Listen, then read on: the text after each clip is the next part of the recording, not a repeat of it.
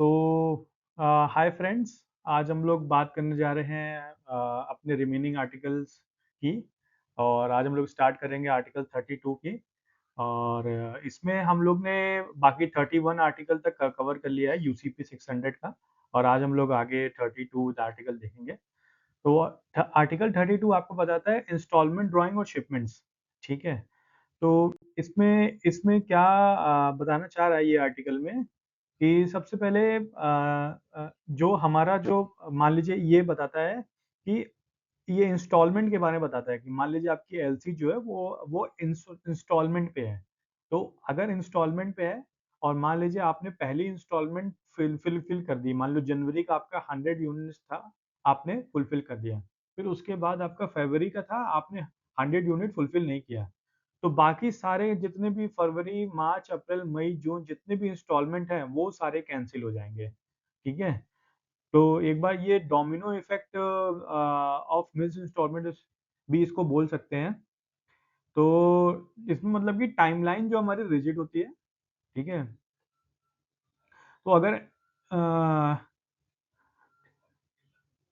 तो अगर जिस टाइम पे अगर इंस्टॉलमेंट हमें जमा करना है, इस टाइम पे आपको इंस्टॉलमेंट जमा करना है। उससे आगे नहीं, पीछे नहीं, नहीं तो फिर वो मिस्ड मानी जाएगी।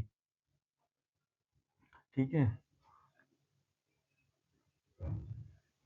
तो अगर आपने जो डेडलाइन थी वो जैसे यहाँ पे शो हो रहा है, ठीक है, आपने पहली इंस्टॉलमेंट भर दी। ठीक है।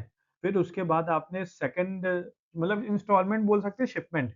ठीक है। मान लीजिए आपकी एलसी कहती है कि आप, सॉरी, 5 पार्ट में शिपमेंट भेजेंगे। ठीक है।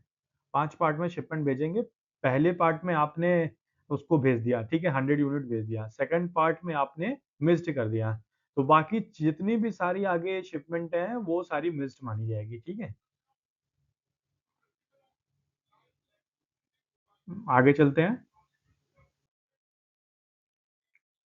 अभी इसमें आर्टिकल 33 हम लोग देखेंगे। वो आर्टिकल वहां पे ही खत्म हो गया।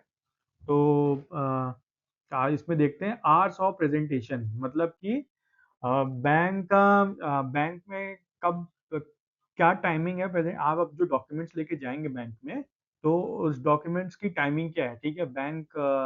क्या बैंक की जो नॉर्मल वर्किंग आवर्स है उससे ऊपर बैंक डॉक्यूमेंट्स एक्सेप्ट करता है, तो नहीं करता है, क्या क्या कट ऑफ टाइम है, वो सारी चीजें हम लोग देखेंगे।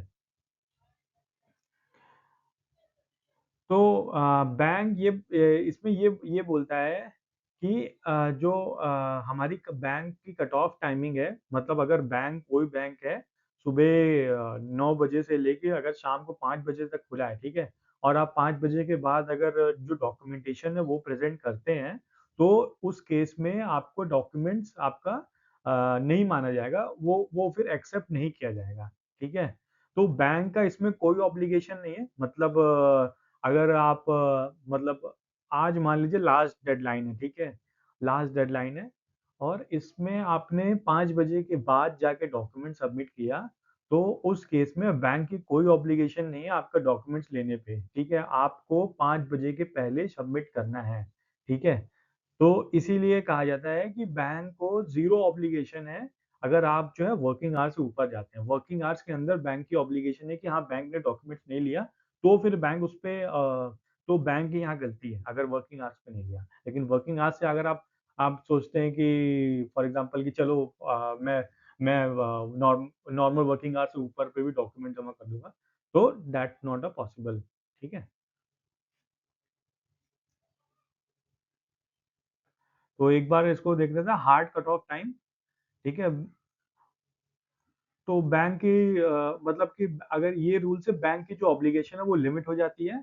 ठीक है। और इम्पैक्ट क्या है, बैंक जीरो ऑब्लिगेशन है टू एक्सेप्ट और process any presentation of documents handed in in outside of its official operating hours. ठीक है। ऑफिशियल ऑपरेटिंग आवर्स के there is no grace period. ठीक है। आपको ग्रेस पीरियड नहीं मिलेगा कि मान लो आप बोल दिए कि मैं 5 बजे नहीं पहुंच पाया, मैं 6 बजे पहुंच रहा हूँ, तो बैंक की इसमें कोई ऑब्लिगेशन नहीं। नेक्स्ट चलते हैं।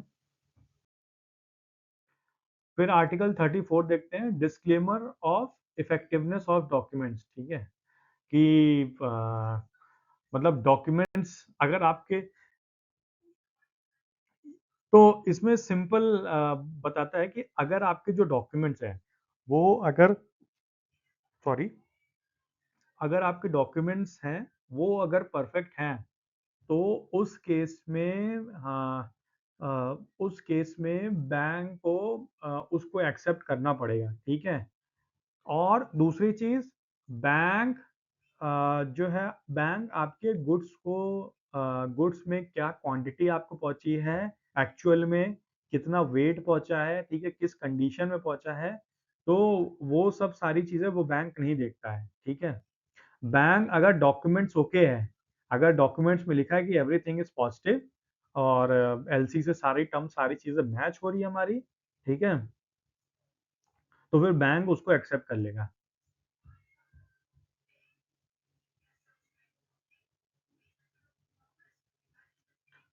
ठीक है।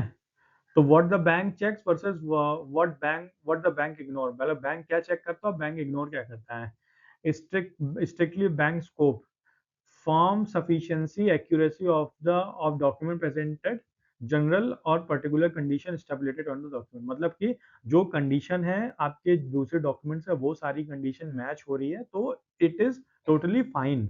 और मतलब बैंक को फिर एक्सेप्ट करना पड़ेगा।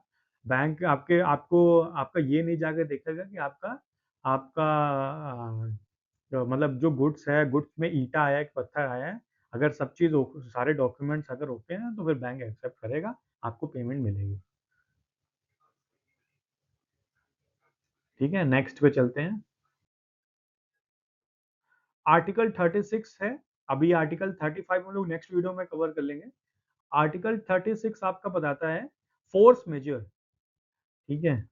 फोर्स मेजर क्या है कि अगर कोई नेचुरल कैलामिटी हो जाती है, ठीक है, मान लीजिए आपका 3 दिन बाद एलसी एक्सपायर हो गया, एक्सपायर होने वाला है, ठीक है, और उस केस में आपका उसी टाइम पे फॉर एग्जांपल अर्थक्वेक आ गया, या कुछ टेररिज्म हो गया, या वॉर हो गई, या रियॉट हो गया, या कुछ स्ट्राइक हो गया, या कुछ भी हो गया, एक्ट ऑफ गॉड की आप जो है एक्सपायरी टाइम में एलसी आपकी आपकी सबमिट नहीं हुई, ठीक है, तो उस केस में बैंक की कोई रिस्पॉन्सिबिलिटी नहीं है, ठीक है। तो इसमें ये रूल में ये लिखा है कि bank assume no responsibility for forced closure beyond their control, ठीक है। अगर बैंक के कंट्रोल से बियॉन्ड, जैसे नेचुरल कैलामिटी बियॉन्ड है, वॉर बियॉन्ड है, टेररिज्म बियॉन्ड है, तो उस केस में हम लोग उस केस में बैंक की कोई रिस्पॉन्सिबिलिटी नहीं है कि आपका आपका डॉक्यूमेंट एक्सेप्ट हुआ कि नहीं हुआ। बैंक वो आपकी वो वो आप देखेंगे कि कैसे आपको जो डॉक्यूमेंट्स है वो सबमिट करना है, ठीक है। तो इसका इम्पैक्ट क्या होता है, if the credit expires while the bank is closed during a crisis, it will be honoured and negotiated upon resumption of business,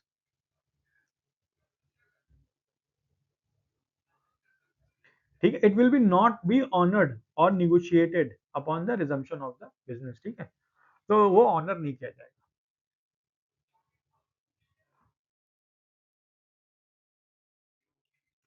तो ये एक तो ग्राफिकल प्रेजेंटेशन है, ठीक है। बैंक के बाद यहाँ पे बैंक है, फिजिकल क्वांटिटी है, एक्सटर्नल क्वायर्स है, मिक्स्ड मिक्स्ड इंस्टॉलमेंट है, सारे को एक तो ग्राफिकल प्रेजेंटेशन दिखाया गया है, ठीक है, बैंक के बारे में। तो ये आप समझ सकते हैं।